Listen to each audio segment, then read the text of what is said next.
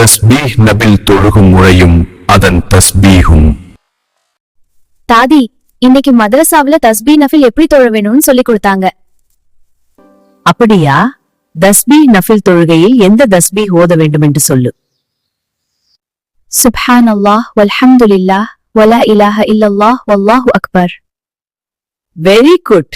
மொத்தம் எத்தனை ரகத் தொழ வேண்டும், அதில் எத்தனை தஸ்பீ ஓத வேண்டும் சொல்லு. மொத்தம் 4 ரகத்.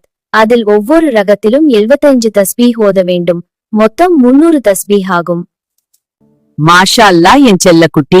இப்போ எப்படி தொழ வேண்டும்னு தொழுது காட்டு. முதலில் நியத் செய்ய வேண்டும். தஸ்பீஹ் நஃபில் தொழுகைய 4 ரகத் மொத்தம் 300 தஸ்பீஹுடன் கிப்லாவை முன்னோக்கி அல்லாஹ்விற்காக தொழுகிறேன். அல்லாஹு அக்பர். சனா ஓதிய பிறகு 15 தடவை தஸ்பீஹ் ஓத வேண்டும். பிறகு சூரத்துல் ஃபாத்திஹா மற்றும் துணை சூரா ஓதி மீண்டும் 10 தடவை தஸ்பீஹ் ஓத வேண்டும். ருகூவில் சுபான ரப்பியல் அலீம் ஓதிய பிறகு 10 தடவை தஸ்பீஹ் ஓத வேண்டும். பிறகு ருகூவில் இருந்து எழுந்து நின்று 10 தடவை தஸ்பீஹ் ஓத வேண்டும். சஜ்தாவிற்கு சென்று சுப்ஹான ரப்பியல் ஆலா ஓதிய பிறகு 10 தடவை தஸ்பீஹ் ஓத வேண்டும். சத்தாவிலிருந்து எழுந்து உட்கார்ந்து 10 தடவை தஸ்பீஹ் ஓத வேண்டும். மீண்டும் சஜ்தாவிற்கு சென்று சுப்ஹான ரப்பியல் ஆலா ஓதிய பிறகு 10 தடவை தஸ்பீஹ் ஓத வேண்டும்.